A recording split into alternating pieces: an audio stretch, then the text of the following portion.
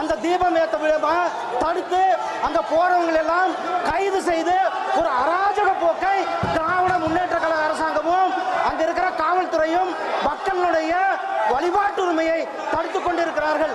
The issue is who was to lay the Deepam, Kartiga Deepam on top of the Subramania Swami temple of Tirupurangundram near Madurai. Whether the recognized official Hindu Religious Endowment Board representative or some miscreants just now,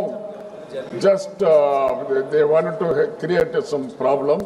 They went to the court and got a judgment from the RSS judge. How can he cast aspersion on a judge? It is a very serious matter. Baluji, this will lead to unnecessary trouble. Remark is withdrawn, this remark is deleted, and this is objectionable, this is deleted. We cannot label any honorable judge of the country like that in any way, in any form. The honorable judges himself has considered that he belongs to a particular Okay, sir. communal class is being ignited by a particular party who is ruling, which is ruling in this government of India. திருப்பரங்குன்றத்துல திமுக அரசாங்கம் அங்க மக்களை வந்து வழிபடுறதுக்கு தடுத்திருக்கிறாங்க.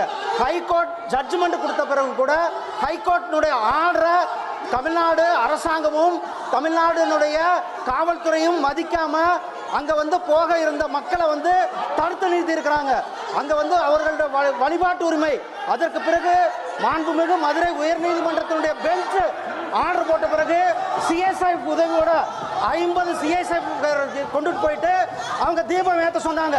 ஆனால் அந்த தீபம் ஏற்ற விழாவை தடுத்து அங்க போறவங்க எல்லாம் கைது செய்து ஒரு அராஜக போக்கை திராவிட முன்னேற்ற கழக அரசாங்கமும் அங்க இருக்கிற காவல்துறையும் மக்களுடைய வழிபாட்டு உரிமையை தடுத்துக் கொண்டிருக்கிறார்கள். சார் வந்து அங்க ஸ்டேட்ல டிஸ்கஸ் பண்ண வேண்டிய விஷயம், அதை விட்டுட்டு இங்க வந்து அரசாங்கம் இங்க வந்து நம்மளுடைய ஹவுஸை வந்து டிஸ்டர்ப் பண்ணணும், ஹவுஸை வந்து டிஸ்டர்ப் பண்ண வேண்டியது மட்டும்தான் அவர்களுடைய ஒரே செயலாக இருக்கிறது. அவர்கள் அரசாங்கம் சட்டத்தின்படி அரசாங்கம் உயர்நீதிமன்றத்தின் உத்தரவை மதிக்க